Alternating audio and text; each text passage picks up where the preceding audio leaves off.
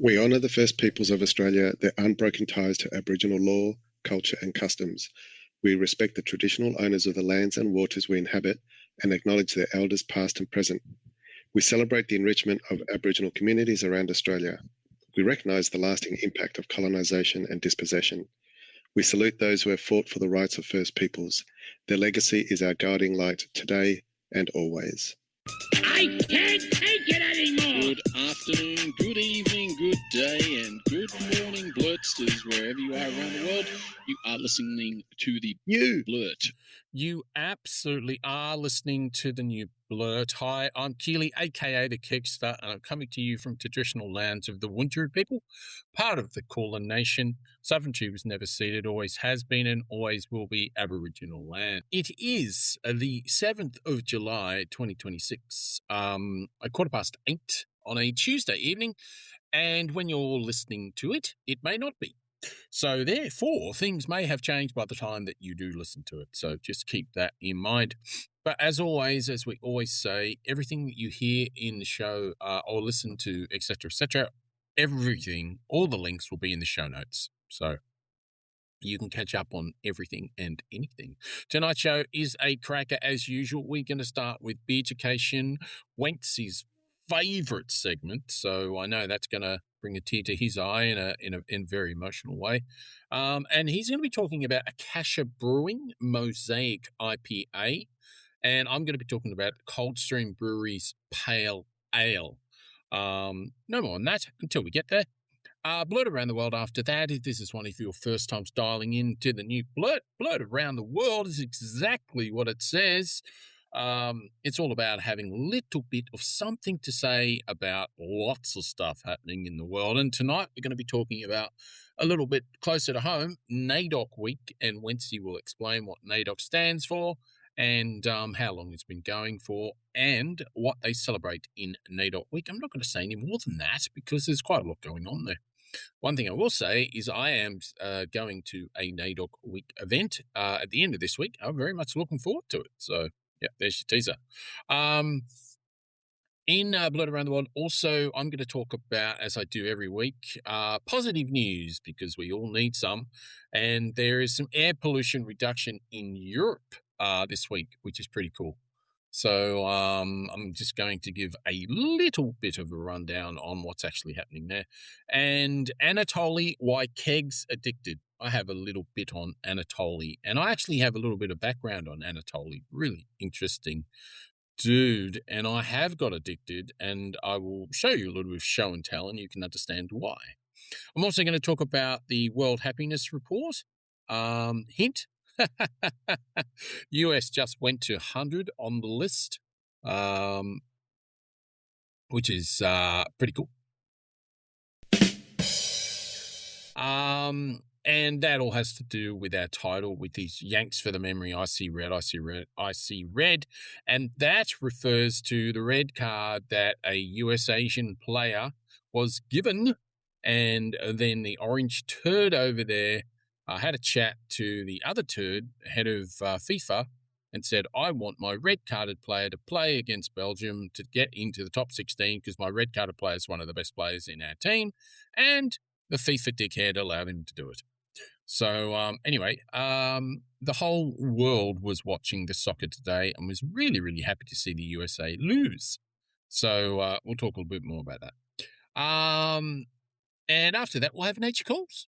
And that is our nature segment, actually one of my favourite segments. And Wencee's talking about the white-bellied sea eagle. I'm going to discuss bee highways and what the significance is and what is so important about bee highways, what they actually are, and how we can improve bee highways and why they are so crucial. But without any further ado, I would like to introduce Wencee. Clap along if you feel like a room without a roof. Clap along if you feel like happiness is the truth. Yay! Yes, I am very, very happy. So are you, I believe. But before we do begin, I do want to acknowledge the Turrbal and Yuggera peoples as the traditional custodians of the land on which I'm recording today, and pay my respects to their elders past and present, and celebrate their rich history, storytelling, and ongoing cultural connection they hold with this land, and remind everyone that sovereignty was never ceded. Well, I know why you're happy, because your favourite segment today is First Up. Oh, yes. No, I'm even happier than that. Because I think you mentioned the title. I'm pointing to, for those listening, I did indeed. It was the whole world watching. It was. It was really interesting. I was downstairs today. We were having a bit of a chinwag, about four of us downstairs, about life and whatever. And there was a couple of Indian dudes there, and they were both enjoying the soccer. And I thought it was really interesting because I didn't realise that soccer was big in India. I had absolutely no idea. No, I had no idea either. Wow. I didn't think it was. But anyway, I had a good chat with him. And he said, yeah, it's like cricket. But the only reason I don't play it is because it's too bloody hot. Or it's monsooning. It's either monsooning or it's too bloody hot. So they don't really have the ability to sort of play soccer. So that's why they don't. That makes no sense because in cricket, they play during the hot season. Yeah, but as you said, it's a lazy game. Yeah, true. They're not constantly running, are they? Except for the bowler. But even the bowler's running only for a couple of minutes at a time. That's exactly right. That is so true. 100%. So I learned a bit today, and it was quite funny because I had one Indian on one side. He was watching his phone, watching the soccer, watching Belgium beat the USA. And then my mate was next to me, and he was watching the soccer on his phone. And we're both watching going, come on! And then in the corner, because we were downstairs in the corner, they've got a massive screen, and they had the soccer. It's just like, and as soon as they lost, it was just this big yay around the whole little sort of atrium. Everyone's going, yeah! So bloody happy to see them lose. It was so good. Those last 20 minutes was just nerve-wracking because it was like, oh, they better not make a comeback. Well, you remember they finished off with did they get a red card? I can't remember. I don't think they did. Did Belgium get a red card? No, not in this one. No. Oh, okay. Because they did that against England. They red carded a player playing Mexico. Oh, okay. That would have been early in the day today. Yesterday. Yeah, okay. England beat that's Mexico. right, yeah. And that was good too. I was really happy to see England go through to the 16. That's they got a good side, so it's pretty interesting. But I thought, since we are talking about it, and I know we're going to go into Beerducation, but I thought since we're talking about it, we can have a quick squizzer on how the USAsian people took to losing, but also check out their cocky arrogance right at the start. This honestly, this just makes you laugh. This is so awesome. They hit it twice. There we go. Look at them. So American. It's just no one like him, is it? It's just no one like him.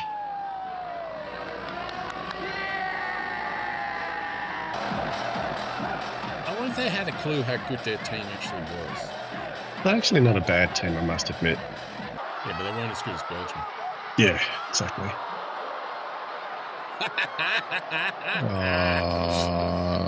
Look at that face. That's a very good way to shut them up, isn't it? Oh my God, look at this. Oh, and then they boo. And then they started booing. I wonder what that was in reference to. Oh, because they're losing. I don't know about you, but the one and only goal. They must have scored. They lost their shit and they scored.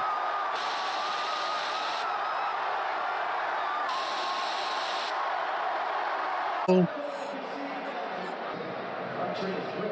Look at the face. It's so good. Oh, it's the best thing I've ever seen. It's so good. Is that goal number 4? Probably. Look at that face.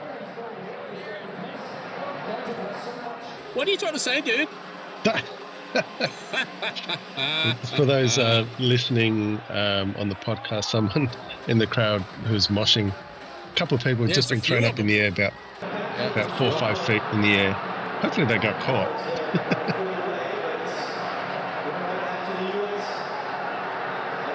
This was in Kansas, by the way.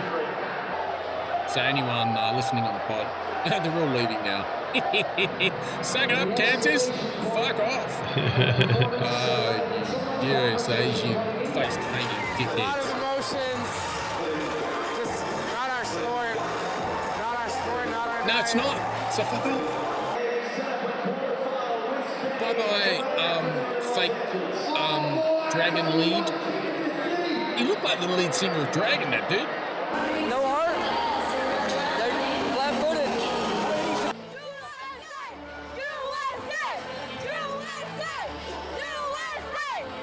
I don't think they care. It sucked. The competition, a lot better than we played the entire tournament. They clogged the middle. They forced us to play their game and just couldn't overcome it, right? Yeah, just not good enough. Really, that's what it comes down to. Anyway, bye-bye. Bye. And, Good riddance till next absolutely tournament. 100% good riddance. And I think this one is just for you, if I can find it.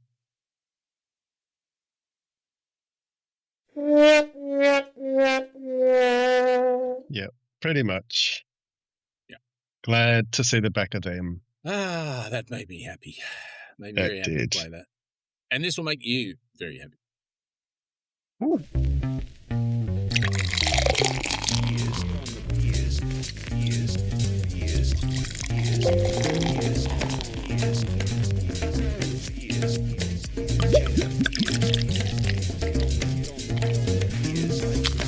Get on the beers.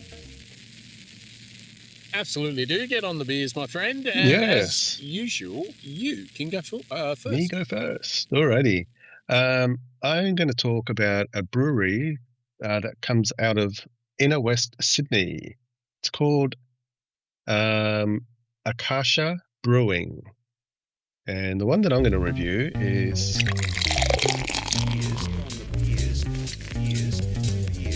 this little bad boy. Oh, that's an interesting design. Isn't it? It's like an all-seeing eye. It's like the Eye of Sauron. They get on the beers. It is, absolutely. Very Cool. Very cool. Yeah. Yeah, no, So- very good. It's a Mosaic IPA. 6.8%. Holy shit. I could be sleeping by the end of this episode, You could be. considering I already had half a glass of wine before this.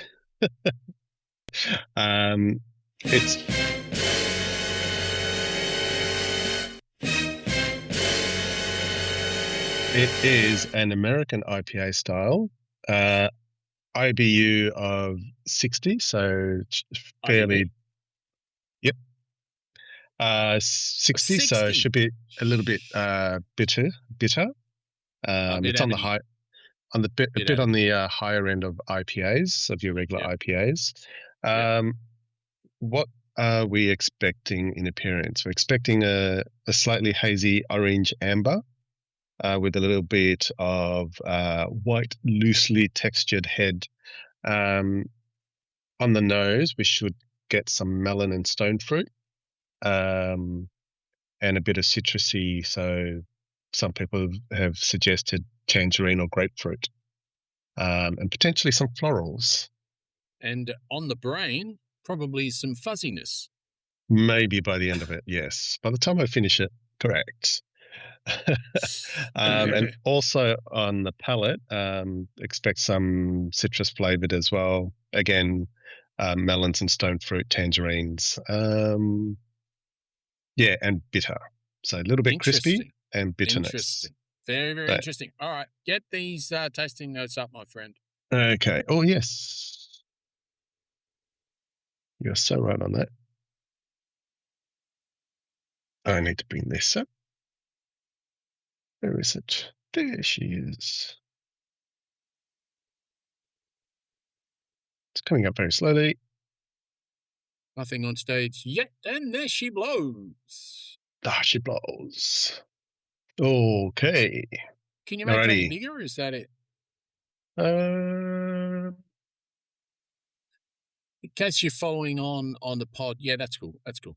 In case you're following on the pod, people, we are doing Beerducation. Wencee's just got the tasting notes up at the moment, and very soon we'll give you the scores. Yeah. Okay, let's get this cracking. Appearance. Nope, out of first 10. I've got to crack it. Got to crack it first. Crack it.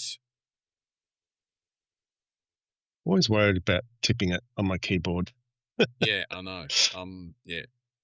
Alrighty. I'm definitely not going down that road again. Alrighty. Where's my Alright. camera? All right. Am I still in the shot? Well, you were, Okay. and then you went invisible. Okay, there we go. Yeah, that's All right. perfect. That is perfect. Leave it there. It's perfect. Bring it up a bit. Yep, bring it up a bit. That's better. Perfecto. Keep watching what you're doing. Got a bit of head coming along. Yeah, it's lots almost, of head. it's almost half. It's all half head. Yeah. Mind you, I haven't poured it.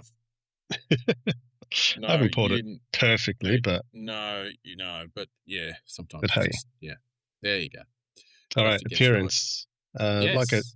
Like I said, it is quite IPA. orangey. Yeah, Yeah, an yeah. IPA like. It's quite translucent, I guess, as you'd expect. What colour do you reckon an IPA is meant to be? Sort of like an toffee, not a dark toffee caramel. Yeah. So like a I'd light agree with coloured. that. Yeah. I'd agree with that. Yeah. So Obviously, appearance out the of 10? lighting doesn't help, but in the camera. Well, probably not. Yeah. But yeah, I actually quite enjoyed that. I do like that one. 8. 8. Nice. Yep. Okay. Sniffer. Bigger. The old sniffer. Yep, can definitely smell some of that citrus. It's not powerful enough for me to smell it easily, but definitely there. Probably give it a Out of 10? 8 out of 10. 8. It's getting high. It's getting high early. And going in for the taste test.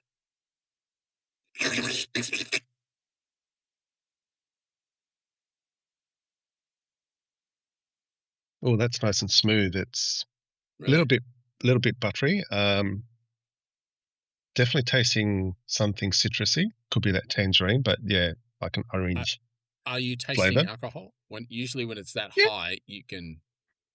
Nothing It's smacking not hitting your... you untoward? Oh, No, right. not Okay. not Interesting. smacking your face. Interesting. Yeah, definitely.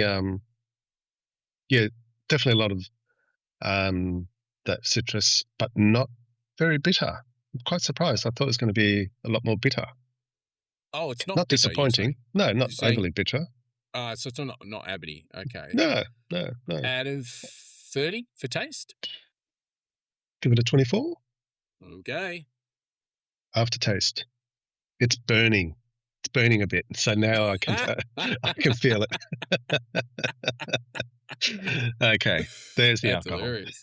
All right. Just That's took a fun. minute or two. It's not unpleasant though. Okay. I'll give it a 16. And drinkability out of 30, meaning would you have another 1 or 2 or 3? I'm thinking probably. Sometimes I another wonder 3. whether we should be waiting for this one as we drink a little bit more of it. But on early counts, I would say a good 24. Yeah. Okay. Yeah, so solid. Yeah. All right, Mr. Maths man. 80. Not bad. No, bang on. Bang Yeah. on 80. Bang on. That's a good one. Mm. I think our last ones were a tad higher than 80, but they were the highest ones we've ever done. So you've consistently been very high, and that's another very high one. So 80, that's excellent. So Blurtstars people that are listening to the pod, Wencee's given Akasha Brewing Mosaic IPA 80 out of a possible 100, which is a great score. That drinkability may meanwhile- go down, depends on how I feel at the end of this one. was going to say, and Wencee will now just sink into the corner and dribble for the next 41 minutes. So I have a beer ski that is nowhere near that. It is quite a normal everyday, but it is a pale ale I have never had.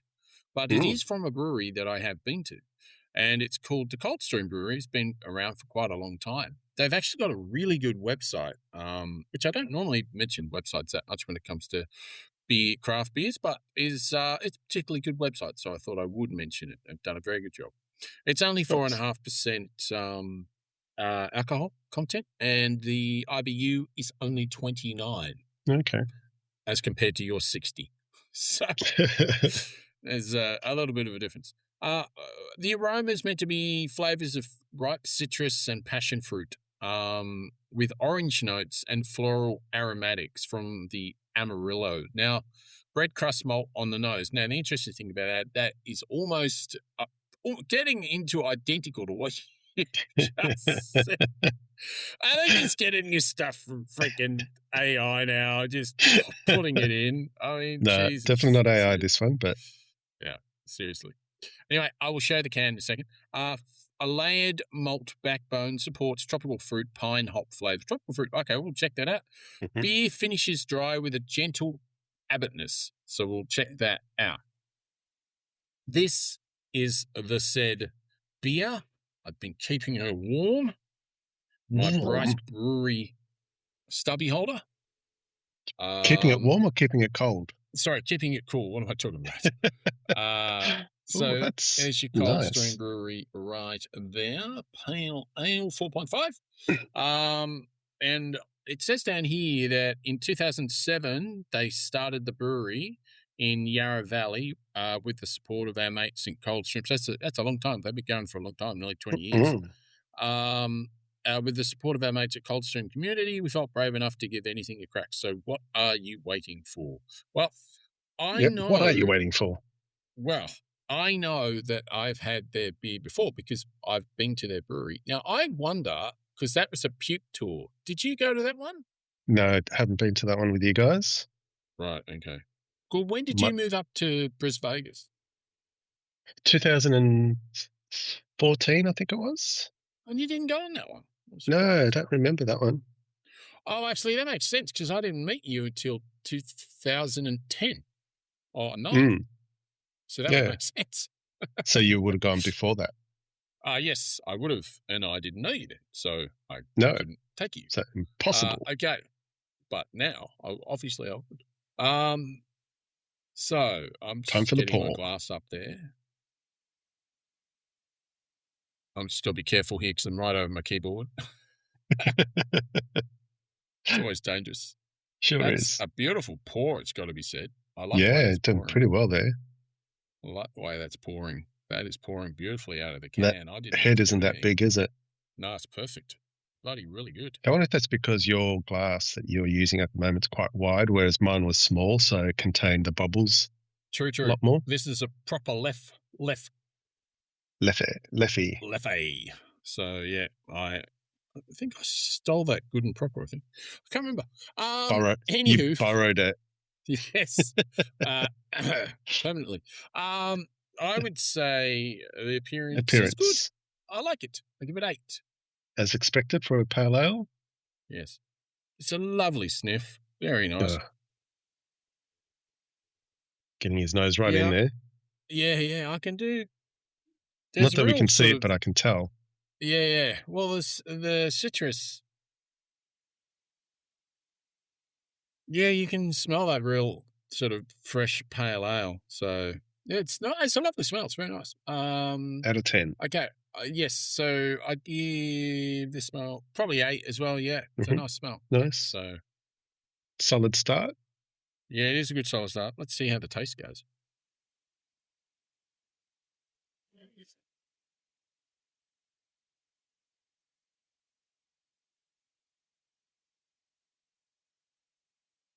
Yep, it's pale ale. How's the bitterness? This should be pretty low. It is very low. It almost disappears. which I quite like. I'm not a big bitterness fan.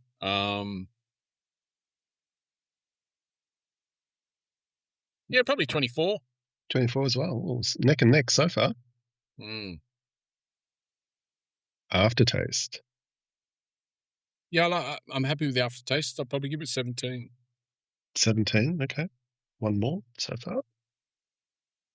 Because it disappears, and I like that. I'm not a big hanger-onerer. No. I like I don't mind when the flavors are good and you get all the complexities of the different malts and hops or fruitiness. I like it when it lingers sometimes. Yeah. No, that's fair enough. Well, drinkability is probably 25. 25. Yeah, because you can definitely go back. It's a lovely beer. It's a really nice beer. It's really nice. good. That's it's a nice beer. really good score of 82, that one. No, it's a really nice beer. It is a very good beer. The only thing I would say, nothing against it whatsoever, is there are so many pale ales that are probably as good as it. And I'm not having to go at it. It's very good. But there's a lot of really, really good pale ales out there. So they would all probably score around the 82 mark. Yeah, okay. I mean, I've had a lot of pale ales, so I've probably put up to there. There's some wood. It's in my head, but I can't find it. There it was, and then it left. Up at Mount Macedon and Wood End sort of way, there's a brewery up there, and for the life of me, I can't remember what it's called, but I can see the picture, and it's on the tip of your tongue. You'll probably remember it later in the show. Yeah, I'll probably come. Anyway, that does a fantastic pale ale. Really good. There you go. Just as good as that type thing. But no, it's very good. Well done, Coldstream. Very nice. Very nice. Good one. Nice. Might have to look for it in the my local brew. Yeah. See if it's up there. It'd be interesting if it is. So there you go. But with that, there's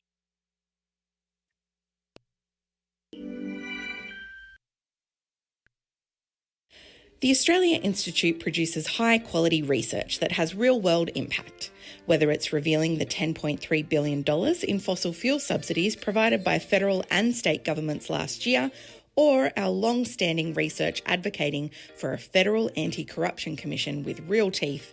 We change minds. To donate, head on over to australiainstitute.org.au. When you give blood, you're more than just a blood donor. You're the lifeblood of Australia. Search Give Blood and book your donation with Australian Red Cross Lifeblood today. Give life. Give blood.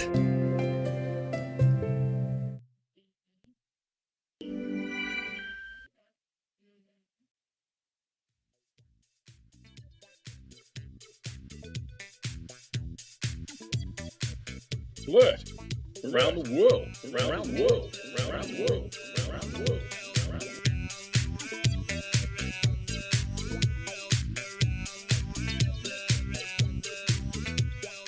Blurt. Around the world. Around the world. Around the world. Around the world. Okay. It is a very important week, as you could probably see on my shirt.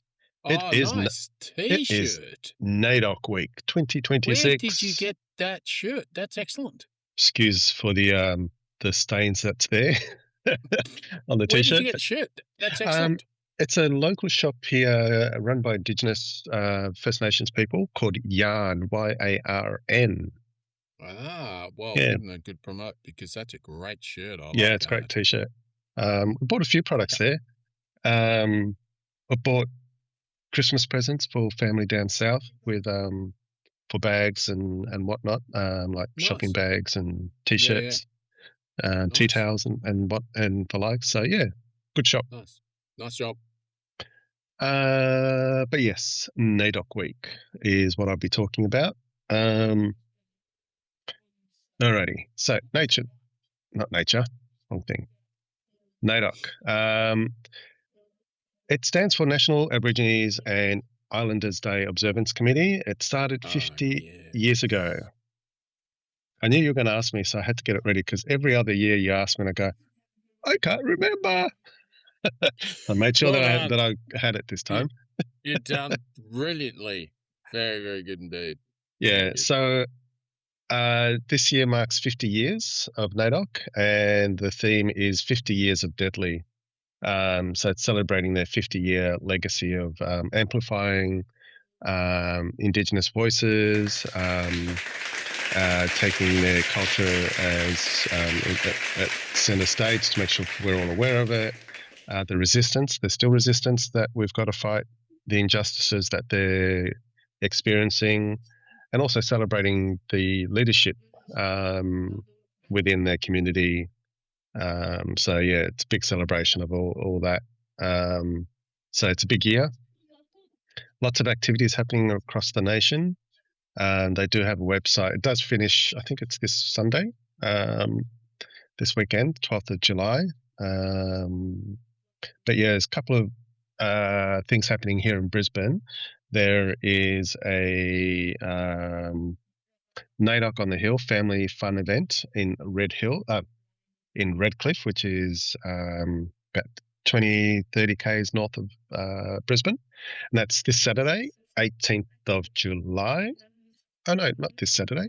I was going to Following say Saturday. Saturday. That's No, it's following Saturday. How long does NAIDOC start this week, or is it finishing this week? It started on the 5th of July. And what does it go to? To the 12th of July, but events still go beyond that and before that. Okay. So just because it's a week, a lot of these events do go beyond, and it is celebrating all part of NAIDOC. It's great, especially since it's 50 years. I mean, exactly. Gee whiz. Yeah, you can't do all celebrations in a week, that's for sure. No. That's awesome.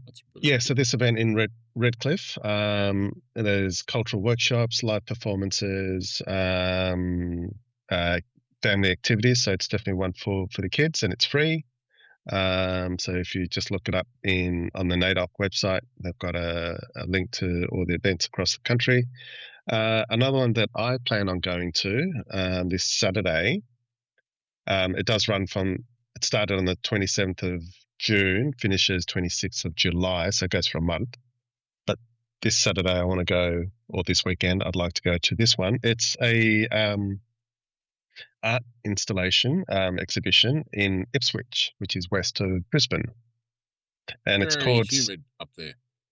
Can be. Hasn't been lately. It's been quite dry. Oh wow! Really? Yeah. It's sort of our dry season now. We get the wet season early in the year. So this one is called Still Deadly. It's an exhibition that honours the resilience, knowledge, and culture of elders. With connections to the Ipswich region. So we've been to a few events in Ipswich over the years since we've been here, and a lot of there's quite a strong connection. Any show and tell on this? No, not in this one. Okay. Yeah, you know that's where the Aussie Orange Turd comes from. Yes, correct. Yep. Mm. Yep. Doesn't mean the city's bad, even though it sort of has a bad reputation. For boganism and stuff like that, but there's more to it than that. And cyclones. Cyclones? They've been flooded a few times. Oh, flooding, yes. Yes. A couple of things in Victoria, and stop me if this is one that you're going to, that you mentioned earlier. There's one that's happening in the Queen Victoria Women's Centre called The Torch. It's a We Sit in Circle. It's an exhibition about women's strength, hope, and survival. It's actually held in what used to be Queen Victoria Hospital, which is where my sister was born, on Lonsdale Street. That? Where? Oh, okay. That's where that big tower is. I forget what it's called. They built a shopping centre and massive tower QV, on the corner of QV. Lonsdale and Swanson. Is that QV? That's it. Yeah, QV. QV. Yeah. So that's the old Queen Victoria Hospital. Hospital, QV. Yeah. Yep. So back in the 70s, and obviously prior to the 70s, I think it got demolished in the 80s. And there's something in the QV. Yeah. Called there's still a facade and still some parts of the building of the hospital that still exists. Okay. And there's an exhibition in there. The Queen Who Victoria can go to Women's. that, Wencee? Sorry? Can anyone go to that? Anyone can go. 'Cause she's- Yep. Oh, It's anyone free. can go. Oh, Yep. wow. Okay, cool. And that goes as to usual, as I said at the start of the show, all links will be in the show notes, so correct. you'll Correct. be able And to find out. that one runs till 30th of July. There's more happening in Victoria. The really good important one from Victoria is there's a community radio called 3CR. Oh, yes. All of this week. We've missed the 2 today. Yes. But 11 a.m. to 2 p.m. On the radio, they're going to be talking to Indigenous prisoners, Victorian prisoners, and talking to them about all sorts of stuff. And that'll be live on the radio too. So so 3CR. I nearly worked for 3CR years ago for a little while, but my partner completely fucked up any opportunity of doing so. Not Ness? Because prior. he was no, not my partner. It was my partner for the show. For the show. I don't want to mention their name, but they were Was so it me? sexist. No, it definitely wasn't you. They were so sexist in their views that they wanted to have a woman join our show, and I was like, I'm more than happy if we can get our show and you want to help and improve it, etc. So I'm more than happy for a woman to. But the other guy was like, no, it's just right. No, I was can't like, do yeah, this. great opportunity down the toilet. Well done, thank you. It's funny you mentioned 3CR. I might reach out to them again because they're not that far away from me. I can get down there, and I wouldn't mind. It'd be cool to get back on the radio again. Yeah. I used to listen to you on the radio back in the day. Yes, you did. That's very true. We had our little show. What station was that? That was 92 point something FM. I can't remember what it was. Can't even remember the name of the station? No, I can't remember the name of the station, but I definitely remember the name of the show. And the show was The C Spot. The C Spot, that's right. Yes. And used to enjoy listening to that one. A pun on the G Spot, but it was all about comedy. And each week we themed our show around something to do with comedy. And it would be C. So we work out. It could be clowns or it could be whatever. But we did a whole. Yeah, we did heaps. I've got them all backed up actually. Oh, there you go. Yeah. So, that'd be fun to listen to. Anywho, yes. I might go back. NAIDOC. Yes, it's NAIDOC. Well, the event I'm going to, my family's going to, really looking forward to going to, is Emma Donovan with the Melbourne Symphony Orchestra. Ooh, that would be quite interesting. She's got a great voice. She's absolutely sensational. And she's doing the classics of the old blues era, i.e. your Aretha Franklin's and your Al Green and all the sort of 1940, 50, 60 sort of stuff. And she's got a magnificent voice to lend herself to that. Yeah. So, when is that? This Friday. Really looking forward to it. Yeah. Oh, that's interesting because this Friday, if you're a Triple J listener, she's doing like a version in the morning. So she's, for NAIDOC do week. Do we know what she sent you? No, we don't find out until the morning. So she'll sing her original first before 8 o'clock, usually about 7:45 to 8. And then about 8:10, she'll do the cover of the mystery song that we won't know until she sings it. Do you listen to Triple J still quite a lot? Every morning, every day. Wow. Okay. Love it. And what are the normal morning presenters like? Are they all right? The two that have been running it for the last year and 2 years or so just ended. So we've got an interim. There's an interim breakfast one, DJs. Right. But it was Conchetta and Luca Muller. They were the ones doing it for the last 2 years. Conchetta, she's retired. She's left DJing, like radio DJing. Luca's gone to the afternoon drive slot.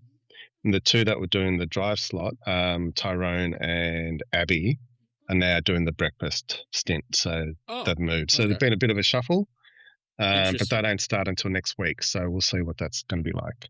Okay. But yes, I still listen to Triple J. Okay, cool. I probably should. I just love listening to her music, and I love even the young people's music. Those young people, they have good taste. Some of them do, not all of them. Yeah. But yes. I still don't like all the sweary stuff, but I don't mind. Yeah, I'm just an old fuddy-duddy. What can I say? So I wanted to mention something that I'm addicted to at the moment, and his name is Anatoly, and I'm just going to play this, and then I will just talk very, very briefly about him. But I'm very, very grateful to him because he has just been filling my little part of my day with a lot of joy, and I just have a little smile every time. So it's only 49 seconds, but enjoy. Okay. Anatoly. I asked, this fake or not? For real? Can I try, please? I think it's fake, honestly. Look at the size of these dudes. This sounds like plastic. What do you... Your back, you need a belt. But there's a fake, no? No,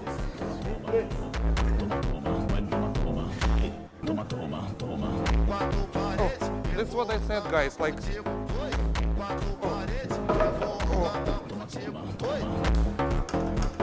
I'm sorry, guys. I'm terrible sorry, just don't say this, my boss. I will... How did you do this? That's fake, no?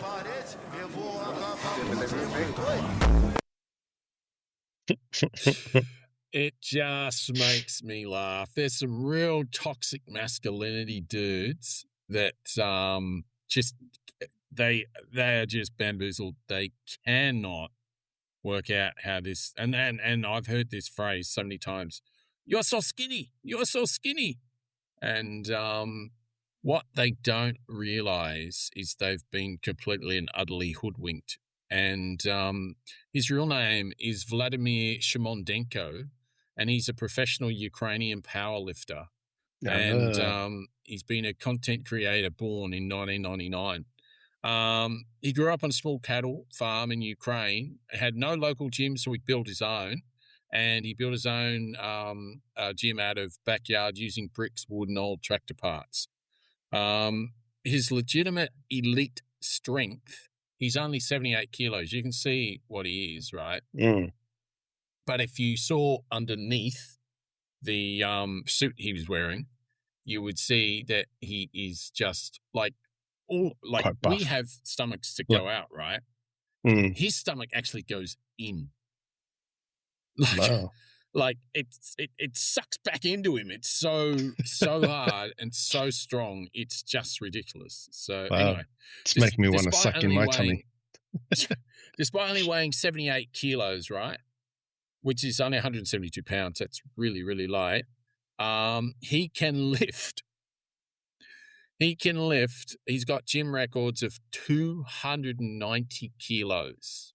Wow, 290. That's 290 kilos. 3 times? Almost 3 times his weight. Yeah. And his deadlift is 210. So that's crazy. It is nuts. It's crazy. So anyway, he created this assuming elderly acting gym janitor character who politely asked, "Can I clean here?" before effortlessly picking up massive weights from stunned heavy lifters. Like some of these guys are just ginormously just massive and huge, and some of them are real toxic masculinity wankers. And they sort of see him coming along and they just laugh at him and totally ridicule him the whole time. And he's got this mop. And so they see him cleaning with the mop, but what they don't realize is the mop weighs 32 kilos. Oh, wow. So he's got the mop and he just moves the mop around with his hand like it's light. And then he says, "Oh, can you hold mop for me? Why I warm up?" And so he gives them the mop and they just go straight to the floor. And I just love it. I'm going to have to look forward to the show, to the links to that one in the show notes. The best thing I've found this year. I absolutely love it. Anyway, in 2022, in the invasion of Ukraine, he moved to Dubai. Oh, and right, okay. He was low on funds and language barriers, so he taught himself English really fast. And then he turned himself into a global viral phenomenon. He's a very, very bright dude. Nice. if you see him now, he's pimping for energy drinks, but as he said, not energy drinks full of caffeine and stuff like that. These are like natural ingredients with Ebola and whatever other shit. But my point is that it's not caffeine, it's not chemical sort of stuff. It's meant to be natural. So anyway, I just wanted to let people in on that little secret of Anatoly, because he has been giving me a lot of joy lately. If I feel a bit naff or Lots of whatever, I'll joy. put a bit of Anatoly on and away I go. So it's pretty cool. The other thing, talking about joy, World Happiness Report has just come out for 2026. Nice. So I thought I might just give a little bit of report on that. And who do you reckon came in number one for the 9th year in a row? 9th year in a row.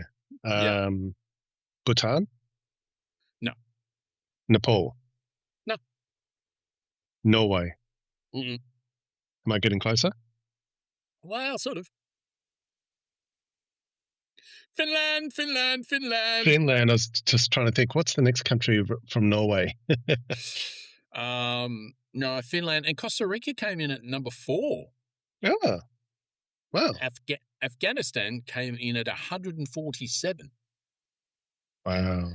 That is the lowest ever recorded, and the Afghan women's score, this is out of 10, 1.26. Lowest in the world. In English-speaking countries, the US, UK, Australia, where do you reckon the UK, US, and Australia would be? From what you said earlier, I'm guessing the US is 99 or 100. No, not quite that low, unfortunately. Damn. They think too much of themselves, dude. So that's never going to happen. Okay, so America maybe 50, 55? No, a bit higher than that, actually. They're in the top 25. Oh, really?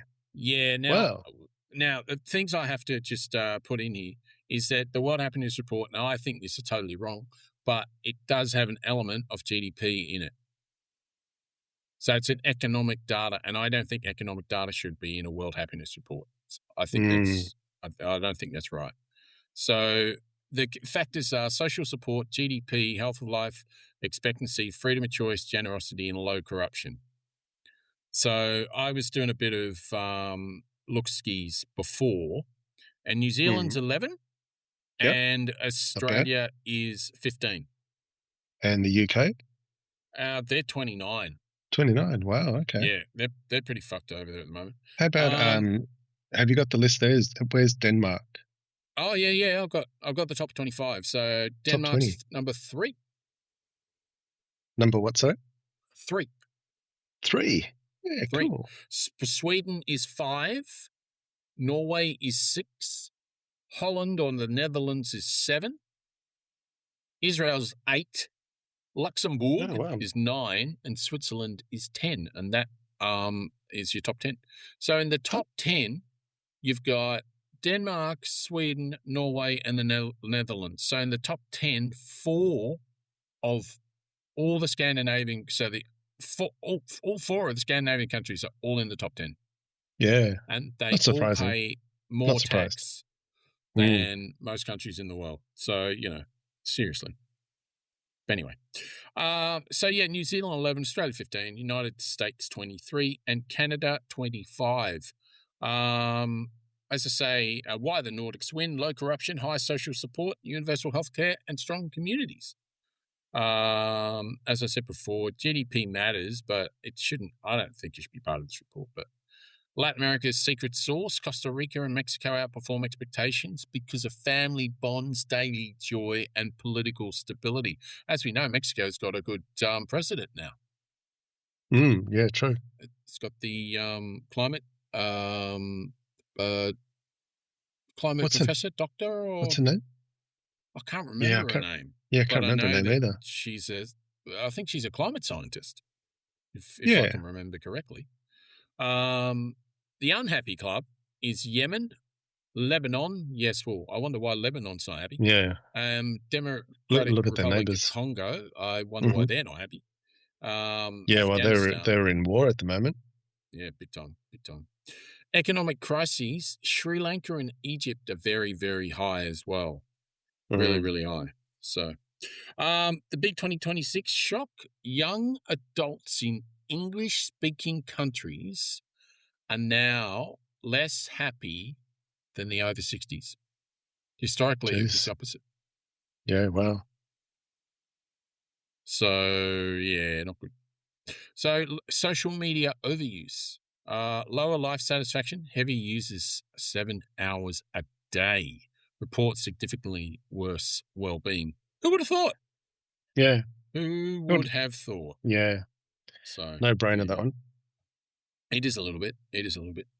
The US ranks below UAE and Saudi Arabia for the first time.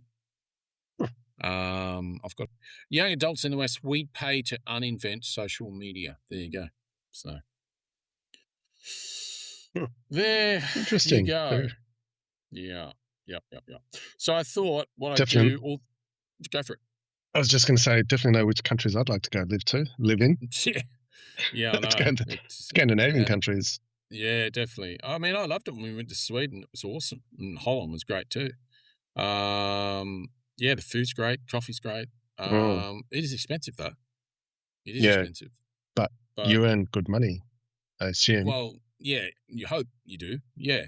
But housing's nowhere near the same cost of what it is here, et cetera, et cetera. Exactly. They don't have a housing. It doesn't even exist. The housing market, like as a market, the crisis. Yeah. No, they don't invest in it. It's not. Health is affordable. Health, education's affordable. Yeah, well, a lot of it's free. Yeah. Well, there you go. Definitely affordable. And I believe the international students in quite a few of the different universities can come for free as well. Wow. At least might have to go back to uni then. Limited. Yeah. Be worth it. But on some positive news, air pollution reduction in Europe has plummeted due to decades of environmental policies, which is pretty awesome. The sulfur oxides and nitrogen oxides have dropped by 3.5% annually since 2010.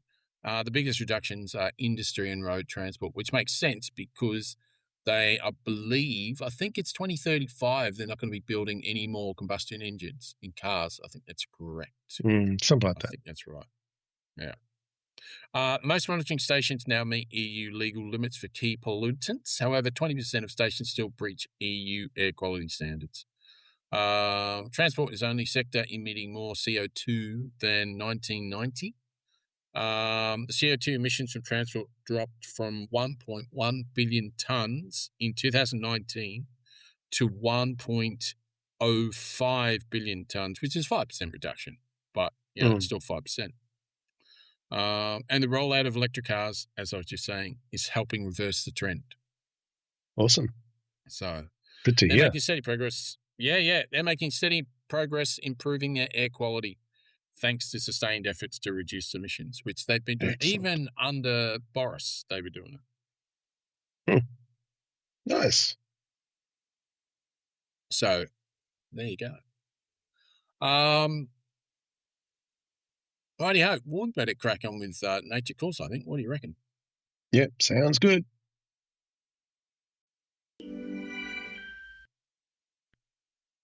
And now it's time for Where Nature Calls with Wencee and the Kegsta on the new... Oh there, big fella. That's the wrong nature calling. Oh, right. Here is our new segment, Nature Calls. It's all about the wonderful world.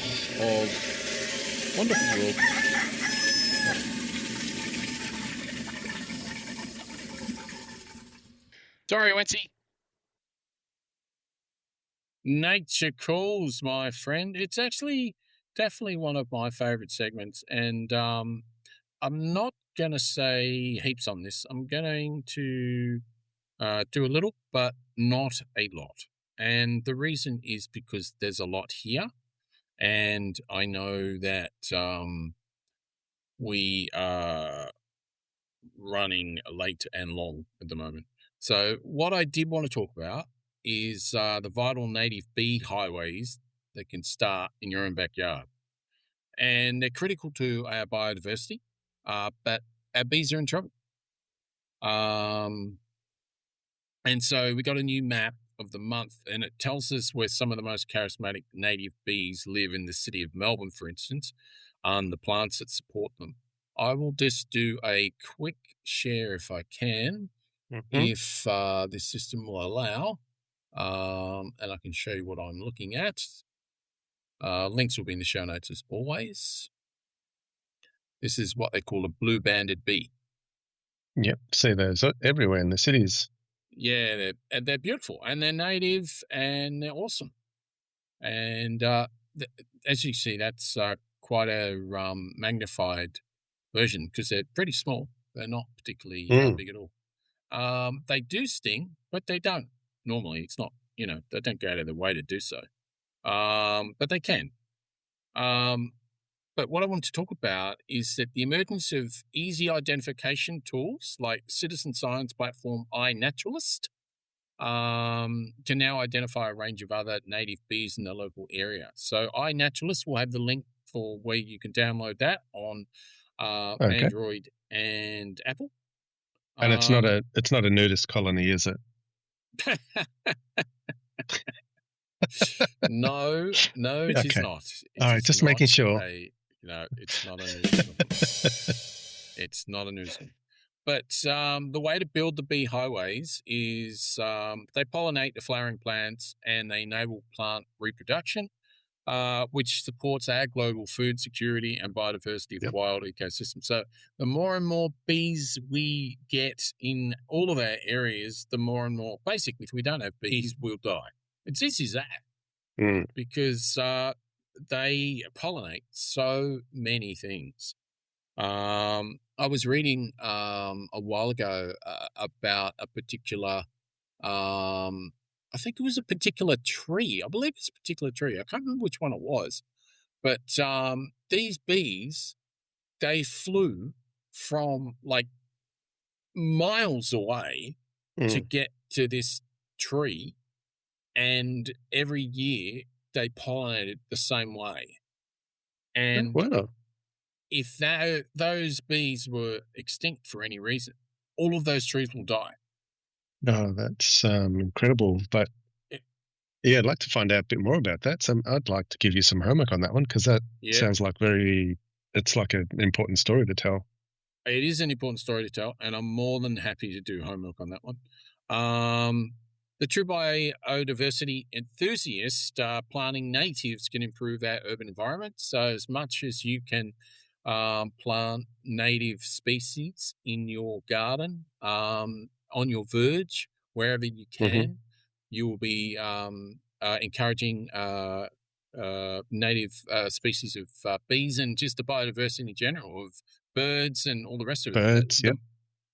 The more that we encourage these things to come into our backyards and to our gardens and all these things, it's better for us, because it means that your garden's healthy and it means what you're growing is healthy, et cetera, exactly. So it's pretty good. When we consider that native bees typically only travel, and this is quite fascinating considering what I just said, when we consider that native bees only travel about 100 meters from their nests. I did not know that. That is it. They connecting native gardens across neighbourhoods, and they can act like a bee highway. That's what they do. So encouraging even greater pollination and environmental health. So what I'm going to do, I'm just going to share what I'm looking at the moment because it's pretty fascinating. It's a whole bunch of blue-banded bees, which I've never seen before, ever. So if you're watching this on the video, we are watching, that's what you call a bee highway because they're going right across from one garden to another and they're walking through or flying through. And I've never actually seen them. It's not really a swarm, but I've never seen them like that before. So it's pretty interesting. But they even in the city of Melbourne, they inhabit as well. And the plants that they love to be around in particular is just bear with me. There's a lot of graphs and there's heaps of information about the blue-banded bee, the native bee, the masked bee, etc., etc., etc. It's a really good graph. It's something that you would really enjoy looking at because I know you love a graph. And I'm just going to show this just for a second, just to give you a clue of what it does and where it is. So obviously the darker it is, that's where you're finding more bees. And then obviously the lighter it is, not as many, etc., etc. So that just gives you an idea. But again, this will all be links in the show notes. It's a really, really well done article. It's by Melbourne University. Oh yeah, cool. So it's definitely well worth having a look at. Lots of really good photos in here. Some fantastic photos. I'll just share this photo just to give you an idea of what you're looking at. I mean, you've seen some good ones now, but I'll just show you this one as well.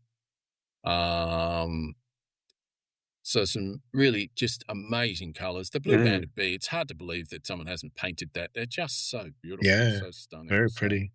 They are. And they're native, which is magnificent, you know. So I'm not going to talk anymore about this article. It's a big one. It's a really big one, and it's well worth reading, and the links will be in the show notes. So there you go. Bee highways. Find out about it, and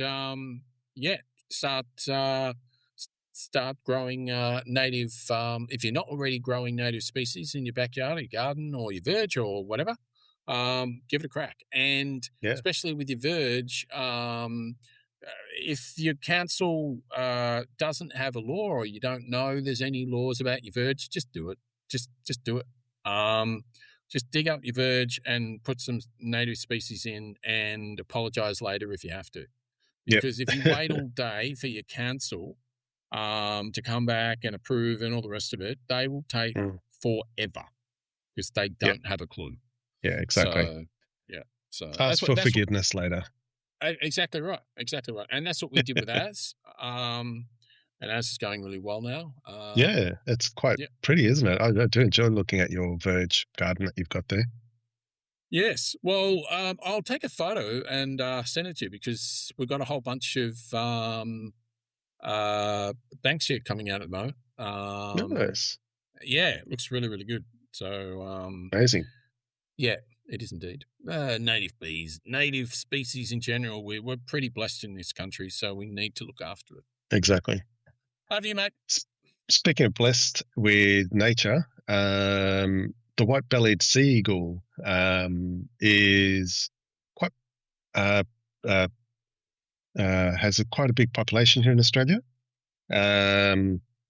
It's commonly seen along the coasts and estuaries and inland river systems across Australia. They're not only found in Australia. You do see some in Malaysia, Singapore. I think they've even been found in some parts of India, Papua New Guinea as well. So generally around here. So this particular sea eagle that you're talking about can be found in all those places as well? Yes, correct. Oh, wow. I'll just quickly show you a map of where they can be found.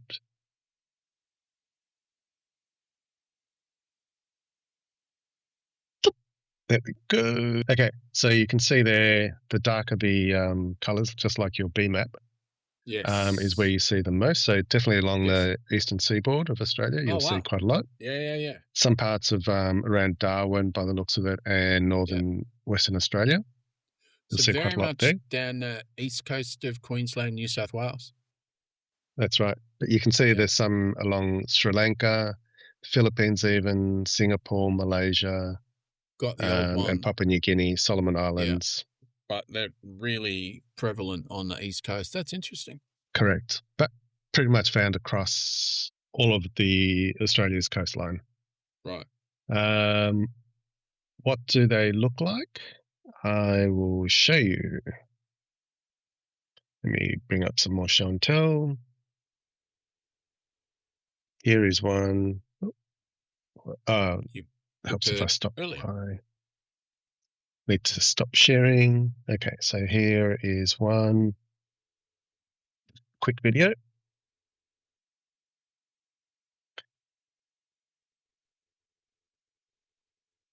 So this one is coming So they're about 1.8 to 2 meters wingspan, so quite wide.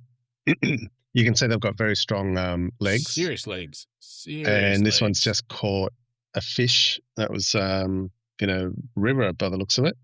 How far away was that eagle when it found that fish? Like, did it spot it from a long way away? Or? I would say so. Eagles and hawks have some of the best eyesights. They can hunt from kilometers and kilometers away. Yeah, it's crazy. But it's crazy. You're right. Like we saw there, but for those listening on the podcast, adults have this white, sometimes dirty grey underneath, so along their belly, hence the white-bellied name, with the dark upper wings, and both males and females look very similar in colour, but the females are generally larger than males. They'll eat predominantly aquatic animals, especially fish, like we just saw there.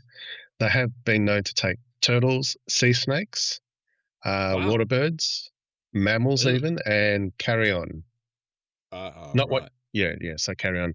Like you said, they do soar it, and they do look from a distance, and they do find with their great eyesight. So that's how they do their search for food and stuff.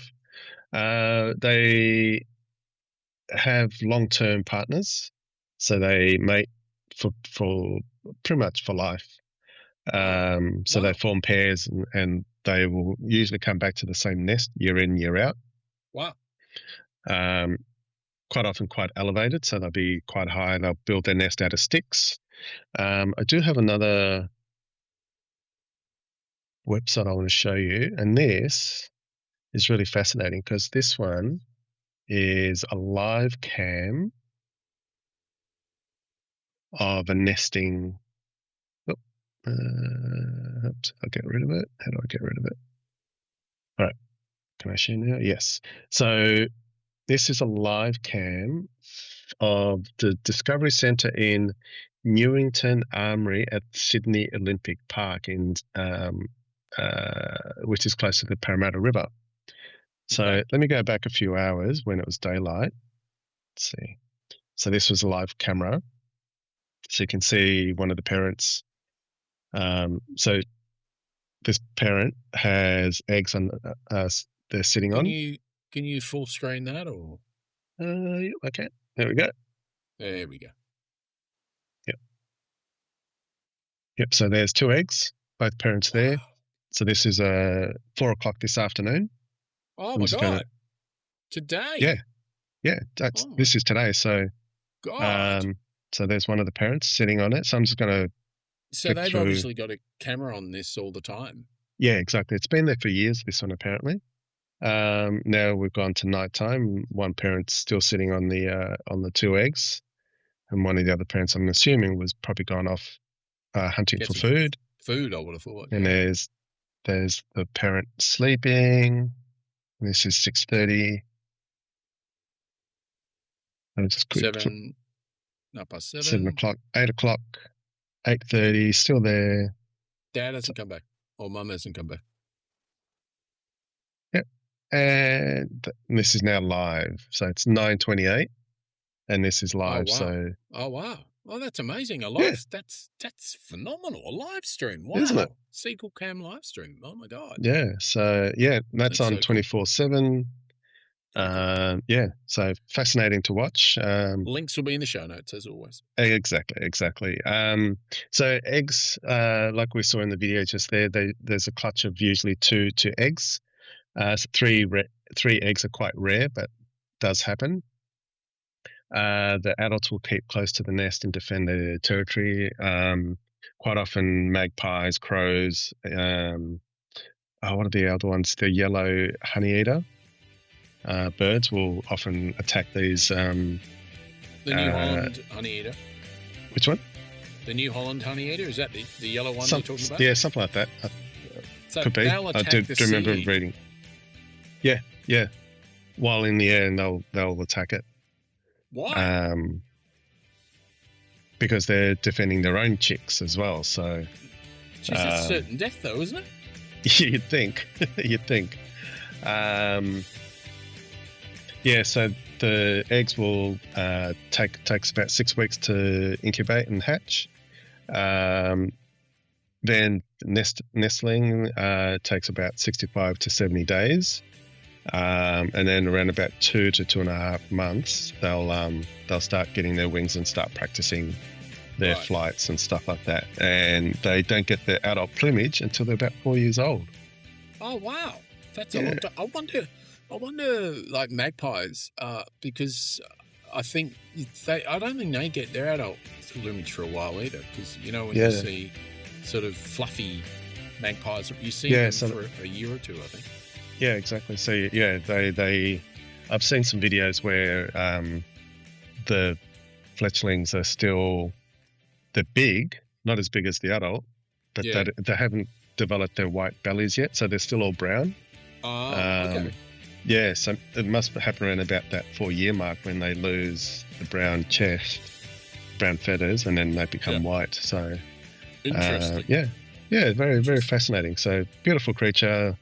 They're not in any danger of extinction. They're flourishing quite well. So quite fascinating bird. Well, that is excellent, because I don't know how many times we talked on the show about things that are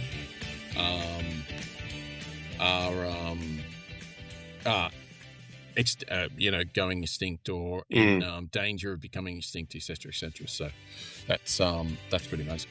All right, people. Well, that's your show. Fantastic work as always, Wencee.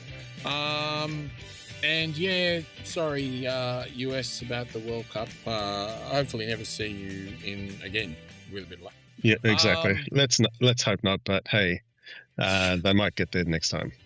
Look, I'm sure there's some decent people, like human beings, in the team. I'm sure they're not all assholes like their president. So, but anyway, enough of that. Fantastic show. Really, really enjoyed that. Still enjoying my beer. How are you going with your beer there at 6.8? Finished, and I probably could go another one quite strong, but yes, 2 beers would be more than sufficient. How's the head feeling? It's not too bad considering. All right, nice. And before we sign off, I do want to thank and acknowledge the NAIDOC website for allowing us to use the logo that we've got on our podcast, the video feed. It's their 50-year anniversary logo that they've got. So cool. I do want to acknowledge that. Oh, cool. So you asked them. You can get it on their website, but the condition of using it for free is that we must acknowledge. So I acknowledge. Okay. Thank you very much. Thank you. I agree 100%. Thank you very much, NAIDOC, and I look forward to seeing Emmett on Friday. With that, where can the people find us, Wencee? They can find us on YouTube, The New Blurt, Facebook, Blurtstar, Instagram, Blurtstar, Threads, Blurtstar, Spoutable, The New Blurt, and Blue Sky is thenewblurt.bsky.social.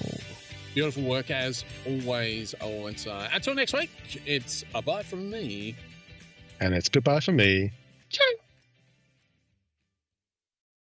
The New Blurt is brought to you by Wencee and Kegsta, usually on a Tuesday evening. You can catch us on all the socials, as they say, the Blurt YouTube channel. We have a Twitter Blurt handle, and there is a Blurtstar Facebook page as well. So, if you're interested in getting in touch, it's blurtstar@gmail.com, and we will get back to you as soon as we can if you've got any questions. Until next week, there'll be another feed coming at you. Has been a Get Off the Glass production, brought to you by Wencee and Kegsta.